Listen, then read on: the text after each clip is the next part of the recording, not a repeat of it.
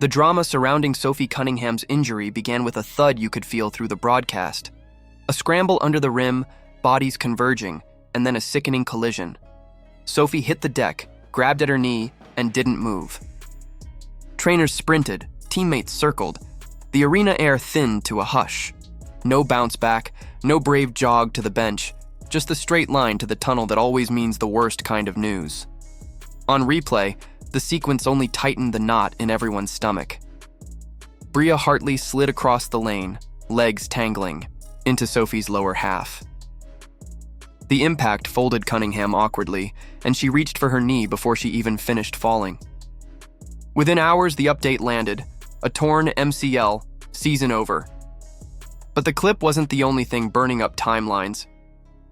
A still shot, Hartley with a smirk as Sophie lay on the hardwood, flooded social feeds in minutes. Call it a grin, call it a laugh, call it a freeze frame at the wrong time. Fans saw one thing: satisfaction. Intent became the story. The photo wrapped the moment in implication and handed it to a furious public already primed to believe the worst.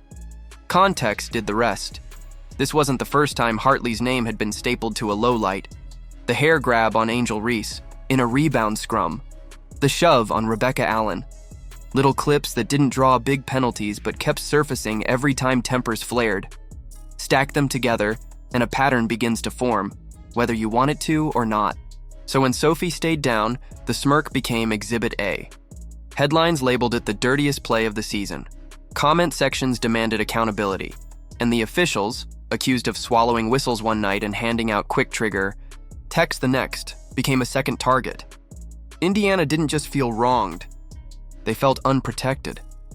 The outcry grew teeth when Sophie's family stepped in. Her sister Lindsay and her mother Paula said what a lot of Fever fans were already shouting: punish reckless contact, fix the officiating, protect the athletes. Meanwhile, the league's own fines had hit Sophie earlier in the season for criticizing that very officiating. To many, it read like a double standard in high definition. Then the story took a turn no suspension could match. The Connecticut Sun announced that Bria Hartley was out for the season with a right knee meniscus tear, sustained in practice. No discipline, no public rebuke, just a press release and a season-ending diagnosis. The timing was impossible to ignore. Sophie Cunningham, done with a torn MCL after a collision that set the league on fire. Bria Hartley, now done as well, felled by a knee injury of her own. The symmetry was cruel. To angry fans, it felt like instant karma. To everyone else, it felt like irony with sharp edges.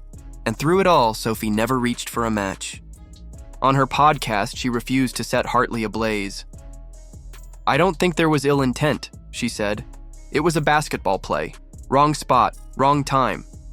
She insisted they were friends, insisted Hartley wouldn't try to hurt her, and asked people to stop piling on. Grace, even after a season was stripped away. But grace isn't the same as silence.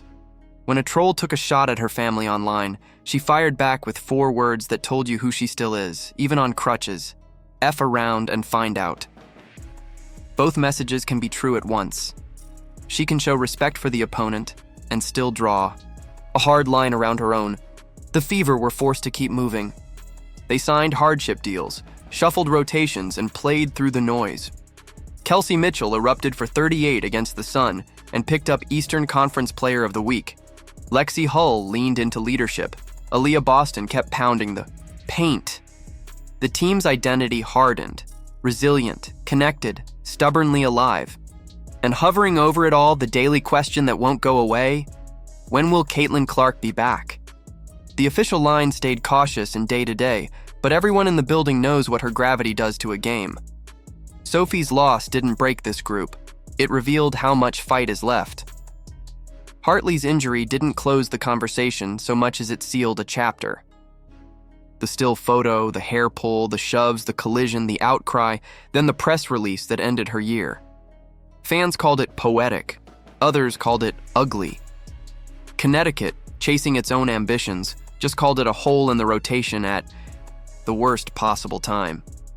Whatever label you choose, the fallout echoes louder than any league memo. Reputations calcify fast. Credibility is a delicate thing, and the sport keeps receipts.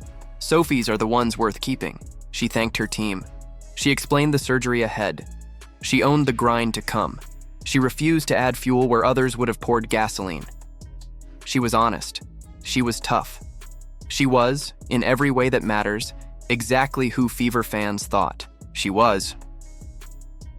Now the path runs through the rest of Indiana's locker room.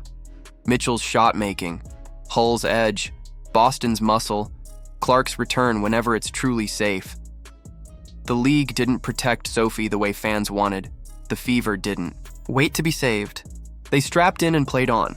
What do you make of the collision, the viral smirk, and the timing of Hartley's season-ending injury? Coincidence or instant karma? And which version of Sophie's response speaks loudest to you? The grace on the podcast or the steal online? Drop your thoughts below, and if you're pulling for Sophie's recovery and Indiana's fight, like, subscribe, and turn on notifications so you don't miss what comes next.